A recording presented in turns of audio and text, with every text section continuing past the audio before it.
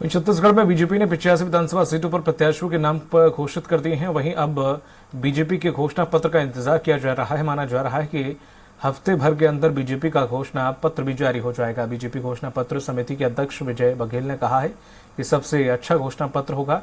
इस घोषणा पत्र में सभी का ध्यान रखा जाएगा।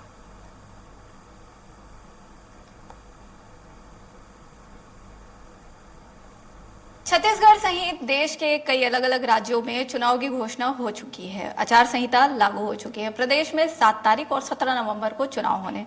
चुनाव को देखते हुए जितनी राजनीतिक पार्टियां हैं सभी बहुत एक्टिव मोड में हैं। बहुत क्षेत्रों में अलग अलग तरीके के समीकरण भी यहाँ पर प्रदेश में देखने को मिल रहे हैं। लेकिन सबसे महत्वपूर्ण विषय जो होता है, निकल कर आता है, घोषणा पत्र।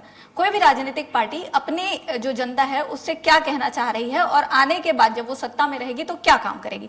पिछले चुनाव में भी लगभग घोषणा पत्र के आधार पर ही जनता ने सरकार को चुना था और अभी फिर से कुछ पृष्ठभूमि ऐसी ही बन रही है। तो इस वक्त हमारे साथ बीजेपी के घोषणा पत्र समिति के चेयरपर्सन विजय बघेल जी हैं।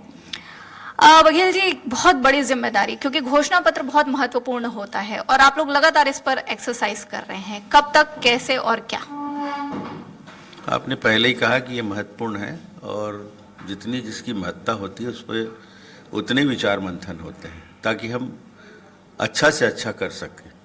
हमारा पहला स्टेप था, मैंने आप सबसे पहले ही कहा था कि हमारा पहला स्टेप है हम जगह जगह जाके सुझाव लेंगे किनको क्या सरकार से अपेक्षाएं हैं, क्योंकि हर वर्ग को सरकार से अपेक्षाएं होती है। और हम 90 विधानसभा गए, 90 विधानसभा 90 पेटियां, सुझाव पेटी बनी और लोग निश्चिंत होकर उसमें अपने सुझाव डाले। और वो जो हमारे पास पूरा खाका आया है उस पर एक विचार मंथन हमारा चल रहा है कि क्या अच्छा हम कर सकते हैं और किन किन वर्गों को क्या क्या हम दे सकते हैं। तो इस तरह से हमारा ये मीटिंग दर मीटिंग चल रही है, अनेक लेवल में मीटिंग चल रही है और बहुत जल्दी घोषणा पत्र हम तैयार कर लेंगे। ऐसा नहीं है जो छत्तीसगढ़ में है वो सभी छत्तीसगढ़िया हैं।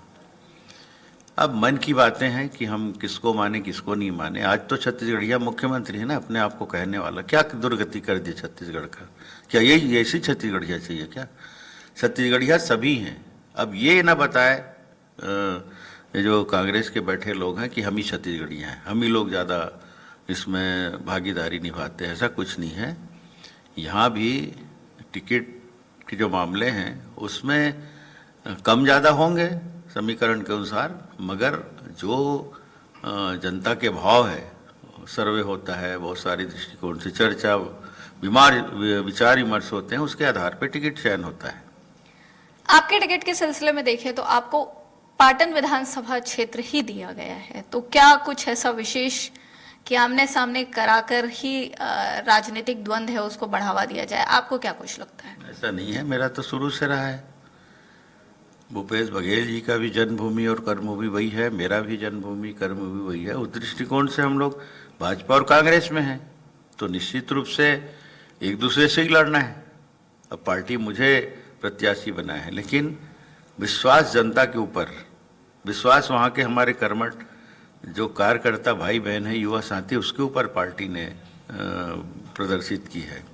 ठीक है, मैं तो एक चिन्हित प्रत्याशी हूँ, मगर वो जो वहाँ पे समीकरण जो बने हैं वो ये है कि हमारे जाबाज कार्यकर्ता भाई बहन उनके सारे काले कारनामों को बड़े ही ऊर्जा के साथ और बड़ी ताकत से जो लोगों के सामने प्रदर्शित किए हैं, और जनता भी अब चाह रही कि इससे मुक्ति मिले।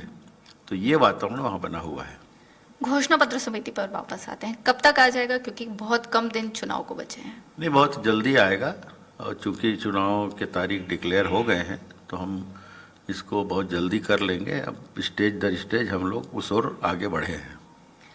लगातार घोषणा पत्र समिति जो है बीजेपी की, वो स्टेप बाय स्टेप आगे बढ़ रही है। घोषणा बहुत जल्द आ सकती है, घोषणा पत्र जो है वो बहुत जल्दी आ सकता है जनता के सामने, ये कहना है सांसद विजय बघेल का। कैमरा पर्सन गुबेन के साथ स्वाति कौशिक, स्वराज एक्सप्रेस के लिए रायपुर से।